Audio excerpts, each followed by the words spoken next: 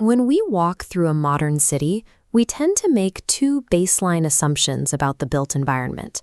First, we assume that contemporary buildings are ugly because architects lost their sense of taste or developers got unusually greedy. Second, we assume that before the arrival of air conditioning, people living in extreme climates simply suffered through the heat in primitive shelters. Look at this classic pre-war street block. It has warm masonry, narrow townhouses, and corner shops, all pushed tight against a highly walkable sidewalk. If you were to buy an empty piece of land and tried to build this exact street today from scratch, your permit would be denied. The beloved proportions of this block violate over a dozen separate provisions of current building codes. From minimum lot sizes to setback requirements, this entire aesthetic is literally illegal to construct. It only exists because it was built before these rules were written. Compare that to this underground space in the Persian desert. Ancient builders constructed mathematically precise structures capable of generating and storing ice in a climate that regularly exceeds 45 degrees Celsius. They achieved sub-freezing temperatures using zero electricity, zero refrigerants, and zero moving parts. We haven't suffered a failure of artistic taste, nor did we suddenly discover climate control in the 20th century. Instead, we are trapped by a stack of invisible constraints, rules that sound reasonable individually, but mathematically force us to build ugly, inefficient boxes while ignoring the physics-driven engineering of the past. This 3D model illustrates what happens when you start with a dense historic city block and apply the math of modern zoning. The architect isn't designing freely. They are solving an over-constrained optimization problem. The building's form is an equation where mandatory external rules carve away the options. Take the single-stair problem. Across North America, fire codes mandate any residential building over 3 stories must contain 2 separate egress stairwells. On a narrow city lot, those 2 staircases consume a massive percentage of the available floor plan. That makes small lots economically unbuildable, which has forced developers to assemble multiple small parcels into the giant block-long sites we see today. Then there is the geometric tax of parking minimums. Many jurisdictions demand a strict number of off-street parking spaces for every single dwelling unit. Once you factor in the driving aisles, that is roughly 300 square feet of mandated asphalt per apartment. Look at this archival photo of a mid-century shopping center.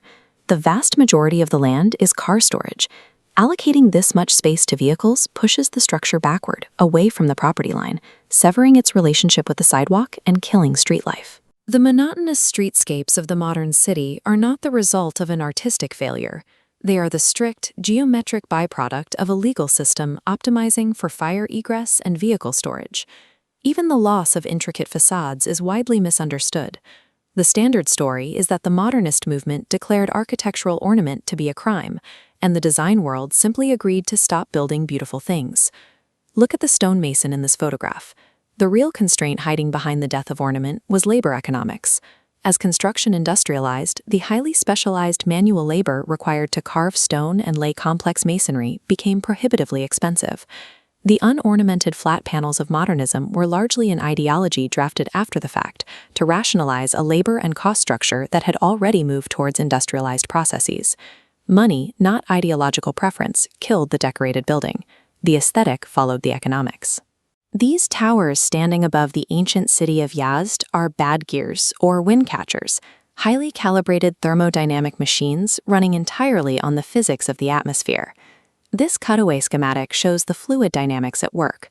The tower uses buoyancy and pressure differentials to catch passing wind and drive it downward.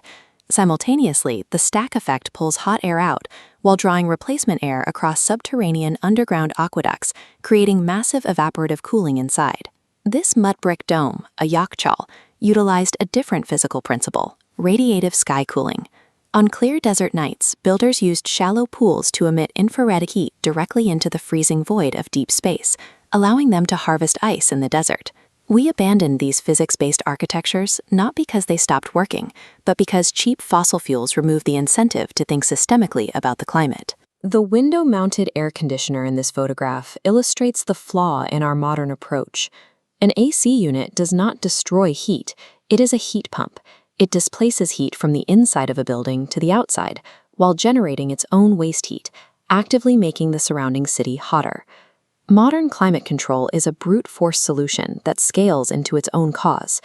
We traded brilliant passive engineering for grid-dependent boxes because cheap energy allowed us to ignore the costs. There is no villain in this story.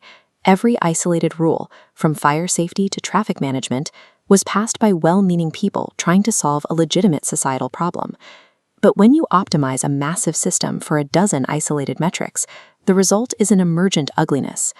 The city becomes a machine doing exactly what it was programmed to do, stripping away all character to satisfy a checklist. In all those decades of writing building codes, we never legally mandated the single most important variable, asking if the resulting space is actually a place a human being wants to be. As the climate warms, the bill for our energy-heavy architecture is coming due. We can no longer afford to build against the physics of the environment, relying on compressors to fix buildings that are structurally designed to fail. Because nobody intentionally chose this outcome, it is within our power to audit these invisible constraints.